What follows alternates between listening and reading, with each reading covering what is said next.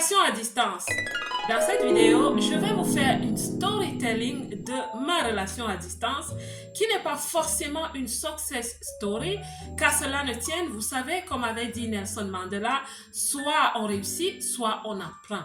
Donc, on ne va pas dire que c'était un échec, on va simplement dire que c'est une gamme de leçons que je vais partager avec vous aujourd'hui afin que vous ne fassiez pas les mêmes erreurs que moi. Pourquoi est-ce que je parle de cette relation à distance ou des relations à distance en général pendant qu'on vit dans la diaspora? C'est pas forcément parce que je suis devenue coach de relations, c'est simplement parce que c'est l'un des piliers de la vie. Que ce soit les finances, le travail, la santé ou tout autre pilier qui régit votre vie, les relations sont importantes.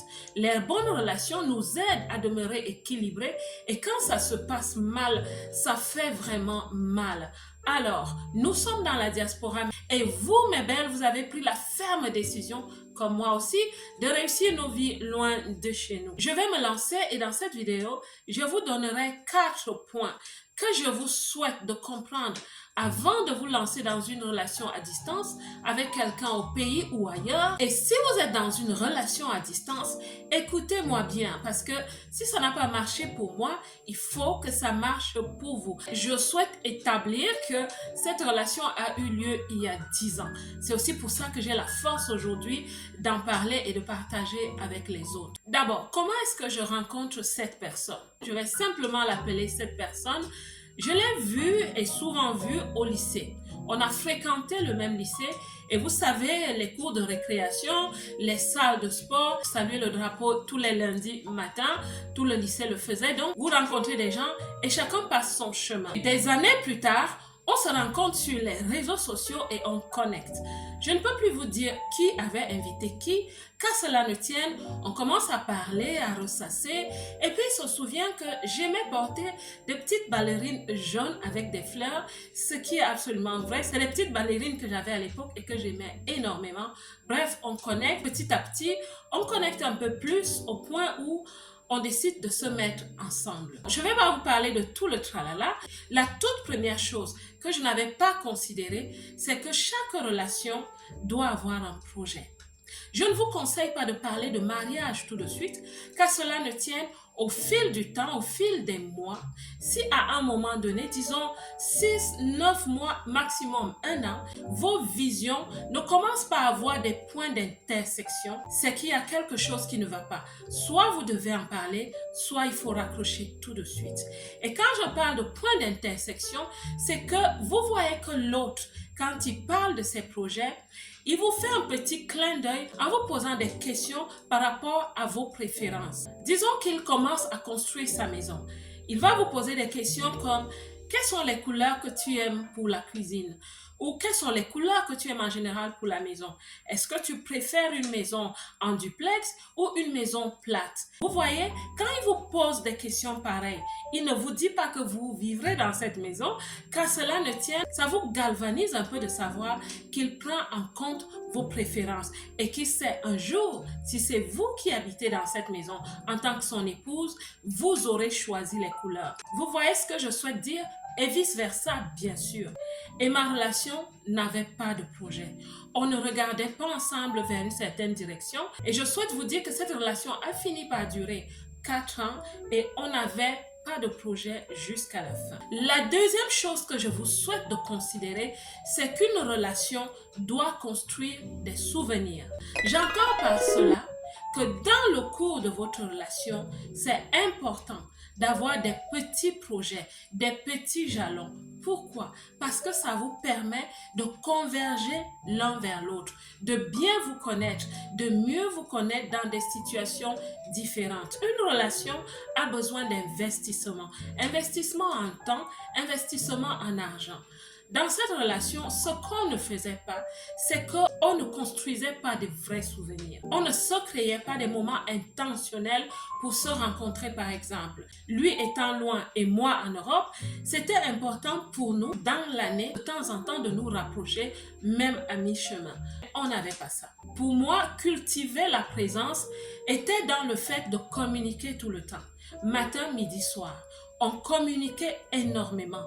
Mais la vérité, c'est que ce n'est pas comme ça qu'on crée des souvenirs. Les souvenirs, c'est vraiment de rencontrer la personne dans des situations différentes. Diversifier les opportunités, les occasions. Une fois, c'est dans un endroit où il y a beaucoup d'eau. Une autre fois, c'est un endroit avec beaucoup de terre, ou peut-être au Sahel ou au désert. Je le dis comme ça un peu de façon ironique. Vous comprenez ce que je veux dire? Parce que c'est là où vous allez découvrir les réactions, les peurs, les joies de la personne. Mais non, je ne le faisais pas. J'étais calfeutrée chez moi derrière le téléphone, mais en fait, je ne savais pas ce qui se jouait derrière. Alors, je vais vous parler du troisième point qui est en fait ma troisième erreur. Je me concentrais trop sur lui et j'avais l'impression qu'il se concentrait trop sur moi. En d'autres termes, on était très focalisés l'un sur l'autre et rien que ça. Ça veut dire que quand j'allais au pays, par exemple, on était seulement ensemble. Pour moi, je pensais qu'on était en train de créer quelque chose de merveilleux. L'autre erreur aussi que je faisais, on était plus de mon côté. Ça veut dire qu'il partait de sa ville où il habitait normalement et il venait toujours où j'étais. Et on passait des moments merveilleux. Je pensais que tout se passait tellement bien que j'étais vraiment le point focal de son attention. Eh bien, si vous êtes dans une relation, faites très attention à ce détail-là. Quand vous allez vers cette personne, que cette personne ne vous garde pas dans un coin. Ne soyez pas cloisonné en pensant que oui, c'est pour lui que je suis là, ou alors je suis là pour ma famille et pour lui, et que tout se fait séparément entre les deux. S'il ne vous a jamais présenté à une personne, c'est aussi une très grande erreur, et cette erreur, je l'ai aussi faite. La quatrième chose avec une relation à distance est que les gens vivent différemment et grandissent différemment. En d'autres termes, pendant que vous avez vos expériences de vie, c'est-à-dire les personnes que vous rencontrez, la façon de travailler, vous côtoyez des personnes dans une culture et ça vous donne un certain état d'esprit. Et ma personne aussi à l'époque était dans un autre environnement, dans un autre contexte. Donc ces expériences, jour après jour, forgeaient son entendement, forgeaient son état d'esprit. Donc cette personne grandissait aussi différemment. Ce qui fait que c'est comme un quiproquo en fait. Vous avez des conversations où l'état d'esprit est différent. Le rendu des conversations est différent. Ce que vous dites, comment vous échangez. Les gens grandissent simplement totalement différemment. Vous apprenez des choses, vous expérimentez des choses qui sont totalement différentes. Et l'une des erreurs que je faisais, c'est que je ne lui parlais pas de mes stress, mes frustrations à l'étranger. C'est normal, on est loin de chez nous. Nous vivons certaines frustrations en tant qu'étrangers. Je les partageais avec ma famille et je me disais qu'il fallait que je le sécurise ou alors que je sécurise les moments qu'on avait ensemble.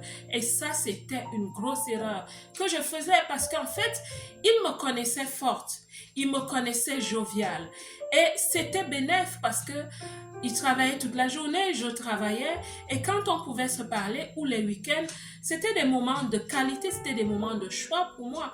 Donc je ne voulais pas les empester en racontant « Oh, j'ai vécu ceci ». Non, je ne voulais pas gâcher ces moments-là. C'est pour ça que je ne lui en parlais pas. Encore, comme je vous dis, c'est une grosse erreur. Si quelqu'un souhaite faire sa vie avec vous, ce que je n'avais pas compris, il faut qu'il vous connaisse. Il faut qu'il vous comprenne. Bon, je ne vous ai pas parlé des moments où on avait des malentendus, où on avait des disputes parfois. C'est des choses difficiles à gérer à distance. Je vous ai parlé des choses clés qui ont fait que cette relation-là, il y a 10 ans, n'avait pas marché. Voilà mon storytelling qui était cascadé comme ça avec ces 4 points. J'espère que cette vidéo va vraiment vous parler, qu'elle va vous aider. Alors, vous allez me demander comment s'est achevée cette relation. Écoutez, je vais simplement vous dire comme une grande personne que ce n'est de la faute à personne. Mais ce que moi, je n'avais pas compris, c'est que la relation à distance se traite d'une certaine façon. Et au départ, si vous avez des signaux, si vous voyez et observez certaines choses, allez analyser, causer, communiquer. Ne laissez pas le temps passer. Ne couvrez pas certains malaises. Il faut vraiment en parler, il faut résoudre cela. Mais n'avancez pas en vous disant, avec le temps, ça va aller. Avec le temps, la personne va changer. Parce que pendant que vous avancez, et c'est ça qui était à mon cas, pendant que vous avancez, vous pensez que vous avez affaire à un arbre, mais vous avez parfois affaire à toute une forêt. Et le jour où vous découvrez certaines choses, parfois il est très tard. Mais ces conseils, c'est vraiment pour vous, pour qu'on arrête d'avoir des relations quiproquos. Parce que pendant que je suis dans la relation avec une vision, un certain état d'esprit, l'autre personne a son agenda, elle sait où sa vie va, mais moi je ne sais pas. Alors pour moi, c'était finalement un quiproquo qu'il a fallu arrêter à un moment donné, graduellement, petit à petit. Parce qu'on ne va pas vous mentir, on ne se lève pas un matin comme ça pour une relation d'environ 4 ans et on claque la porte. Non, on prend le temps de se donner de la grâce. Le jour où on est fort, on claque la porte. Et quand une femme claque la porte, c'est pour toujours. La belle diaspora, j'espère que mon expérience va vous parler. J'espère qu'elle va même vous enseigner. Laissez-moi en commentaire ce que vous pensez de cette histoire. Quel est le point qui vous a marqué? Quel conseil m'aurez-vous donné à l'époque? Au point 1, point 2, point 3 ou point 4? La belle diaspora, je vous souhaite la réussite dans tous les piliers de votre vie. Que Dieu vous bénisse. Comme d'habitude, je vous aime.